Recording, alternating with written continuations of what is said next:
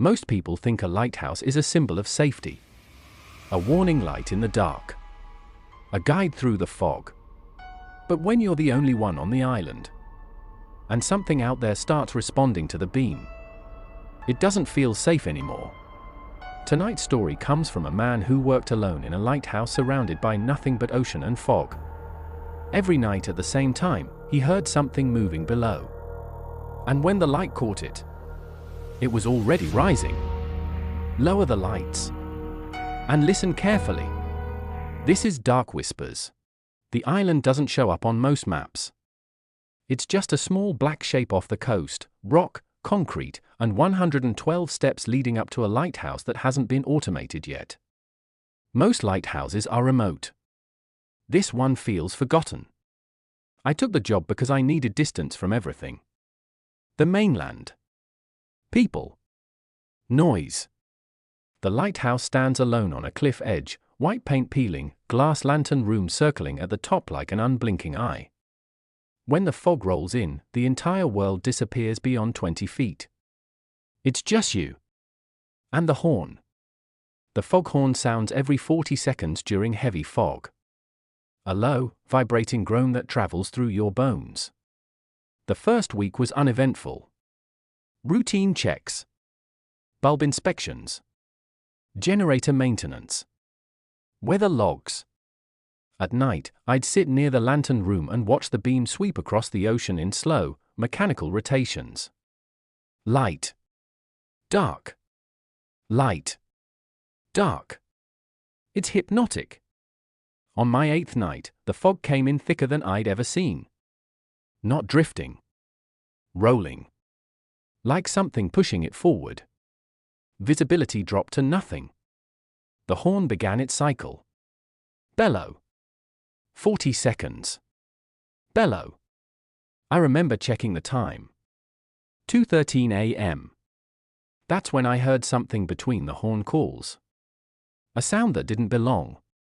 Not wind. Not waves. Something heavier. A slow, wet shift. Like something large displacing water. I stepped onto the balcony. The fog wrapped around me instantly. Cold. Damp.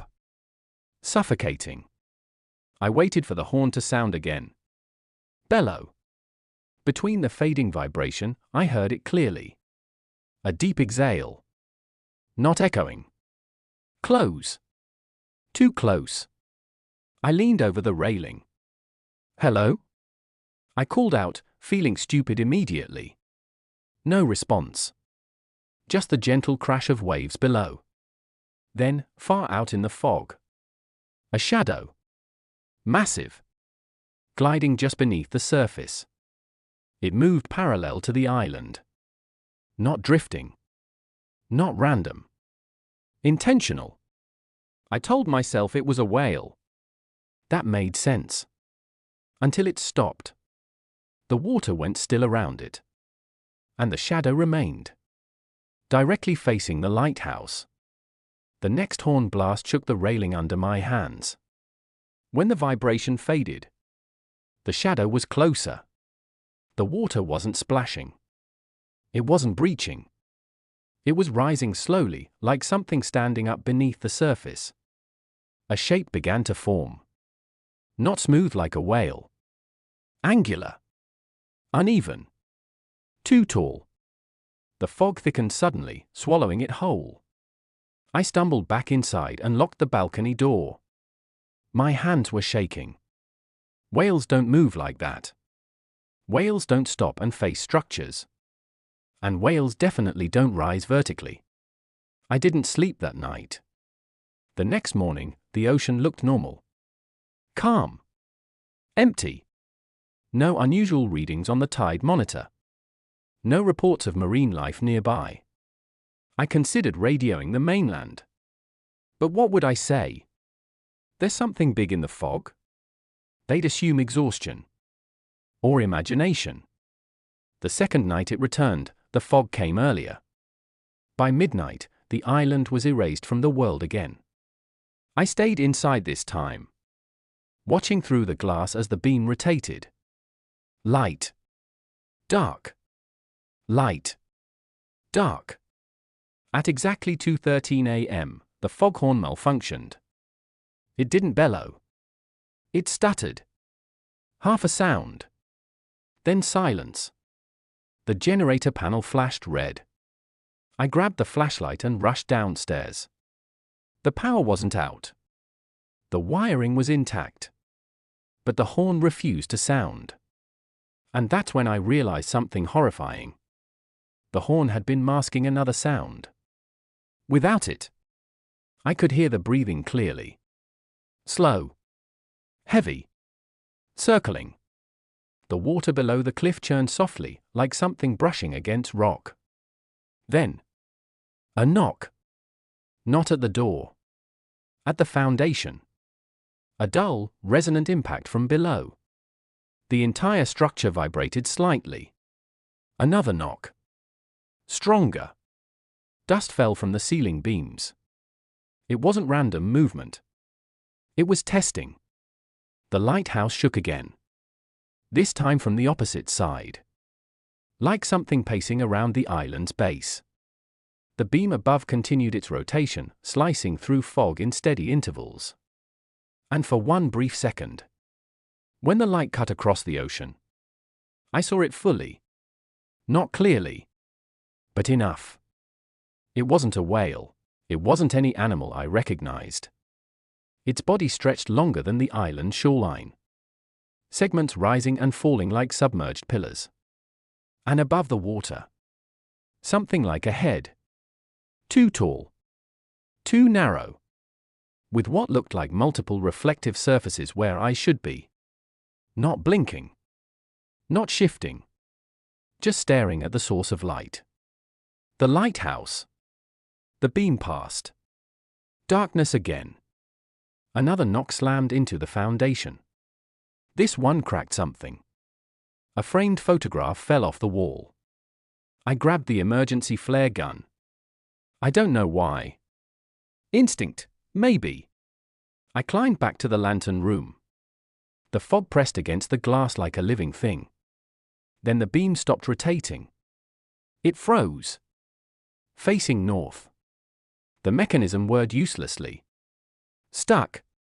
The light now shone permanently into the fog in one direction. And something moved into it. Slowly. Like stepping onto a stage. The head rose above the waterline. Higher. Higher. Until it was level with the lantern room. It shouldn't have been possible. The cliff alone stands 90 feet above sea level.